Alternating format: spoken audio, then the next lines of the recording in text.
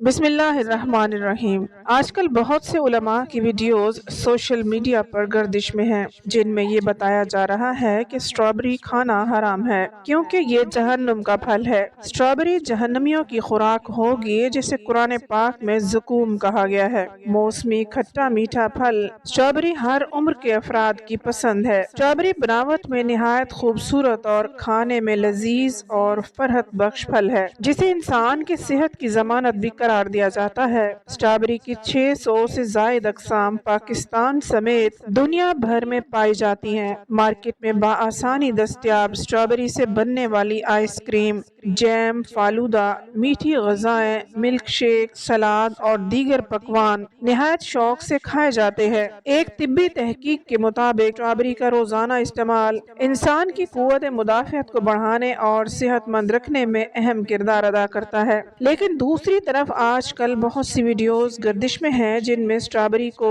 جہنمیوں کی خوراک زقوم قرار دیا جا رہا ہے۔ سب سے پہلے یہ جان لیتے ہیں کہ زقوم کیا ہے جسے قرآن پاک نے جہنمیوں کی خوراک بتایا ہے۔ قرآن مجید میں زقوم کا 3 مرتبہ ذکر ہوا ہے جبکہ ایک بار اسے شجر ملعونہ کہا گیا ہے۔ مفسرین نے اس سے مراد وہ خاردار پودا لیا ہے جسے اردو میں تھوہر کہتے ہیں اور یہ کانٹے دار ہوتا ہے جس کا ذائقہ کیکٹس اور بو ناگوار ہوتی ہے۔ توڑنے پر اس سے دودھ کی طرح کا رس نکلتا ہے جو اگر جسم کو لگ جائے تو ورم ہو جاتا ہے۔ قرآن و حدیث میں زقوم کا خاکہ اس انداز سے پیش کیا گیا ہے: بے شک کانٹے دار پھل کا درخت بڑے نافرمانوں کا کھانا ہوگا، پگھلے ہوئے تانبے کی طرح کھولے گا، کھولتے ہوئے پانی کے جوش کی مانند۔ حضرت عبداللہ بن عباس رضی اللہ تعالیٰ عنہ سے روایت ہے کہ رسول کریم صلی اللہ علیہ وآلہ وسلم نے یہ آیت پڑھی: اے ایمان والو، اللہ سے ڈرا کرو جیسے اس کے ڈرنے کا حق ہے اور تمہاری موت صرف اسی حال پر آئے کہ تم مسلمان ہو۔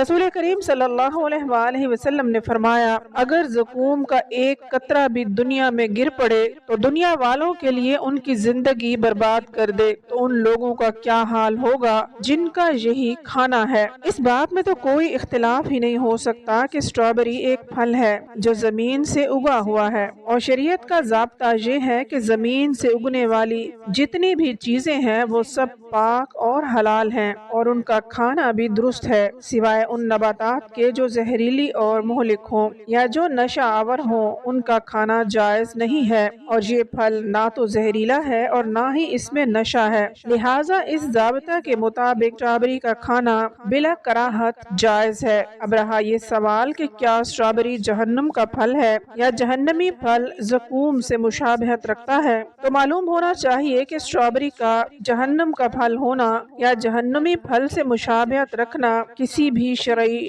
لغوی دلیل سے ثابت نہیں ہے۔ جہنمیوں کی غذا کے بارے میں آتا ہے کہ ان کی ایک غذا زقوم کا پودا بھی ہوگا اور یہ ایک خاردار، کڑوا اور زہریلا پودا ہے جسے اردو لغات میں تھوہر یا ناک پھنی کا پودا کہا جاتا ہے، اور جہنمی پھل زقوم تو بڑا خوفناک اور تکلیف دہ ہوگا، جبکہ اسٹرابری جسے عربی میں فراولہ کہتے ہیں ایک خوشنما اور خوش ذائقہ پھل ہے جو دنیا کے ہر خطے میں کھایا جاتا ہے۔ اسٹرابری کو زقوم قرار دینا شریعت، لغت اور عرف کے لحاظ سے غلط ہے۔ اسٹرابری کا کھانا بلا کراہت جائز ہے۔ خلاصہ یہ ہے کہ اسٹرابری ایک خوش رنگ، خوبصورت اور خوش ذائقہ پھل ہے جس کا جہنمی پھل زقوم سے کوئی جوڑ نہیں ہے، ذائقے میں بالکل مختلف اور الگ الگ ہیں، لہٰذا اس کا اور اس کے فلیور والی اشیاء مثلاً بسکٹ، کیک وغیرہ کا کھانا بلا کراہت، بلا تردد درست ہے۔ اگر آپ اسٹرابری کو پسند نہیں کرتے تو